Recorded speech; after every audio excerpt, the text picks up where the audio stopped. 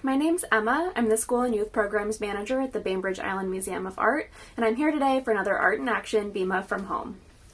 Today I want to share with you the artwork of Peregrine O'Gormley, and then we'll be making some clay sculptures inspired by his artworks that focus on wildlife.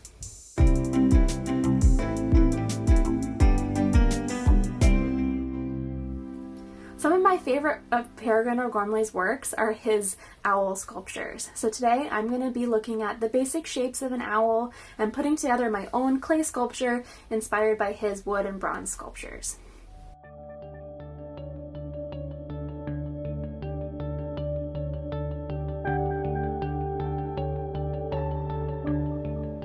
For my sculpture, I'm going to be looking at this image of a barn owl and looking to see what basic shapes I can find.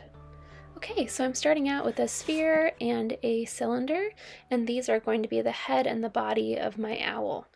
So I'm going to score and slip these two pieces to attach them together, putting the head on kind of one end of this long cylinder body. And then just using my fingers to kind of smooth the seam between those two basic shapes. Animals have these really beautiful organic shapes to their bodies, and if we were to leave it with our just sphere and cylinder, it wouldn't really look realistic. So I'm just doing my best to kind of make those two basic shapes into an organic shape and shaping it by hand as I go. So you can use a little bit of water to add some smoothness, but the thing that will make the most impact is if you start sculpting the face of the animal. So I'm just going to use my fingers to pull out the clay where the eye sockets would be on the owl, and then use a small tool. I've got a toothpick here to start shaping the beak of the owl. Now this owl's beak was a pretty fine detail that I can come back and refine more later, but having the beak and the eye sockets there give us the very beginnings of the shape of the face of this owl.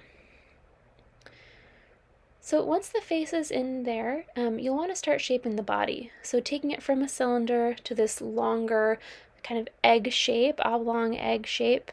And I'm actually going to hollow out the underside just by pinching it like it's a pinch pot to give myself a little bit more clay to work with as I shape the wings and the tail.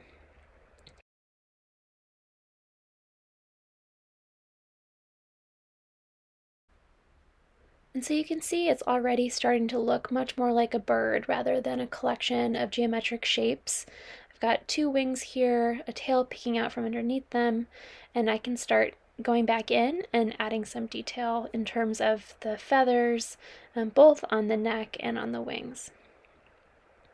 And when it comes to details like this, you can really choose whether you want that to be something that you add in paint or in glaze later on in the process, or if you want to stick to making it a three-dimensional shape. So I'm kind of alternating here between using a toothpick to draw lines, or even poking holes like I am with the eyes, and then using the curved end of this other tool to make these kind of three-dimensional indentations that will just suggest a feather.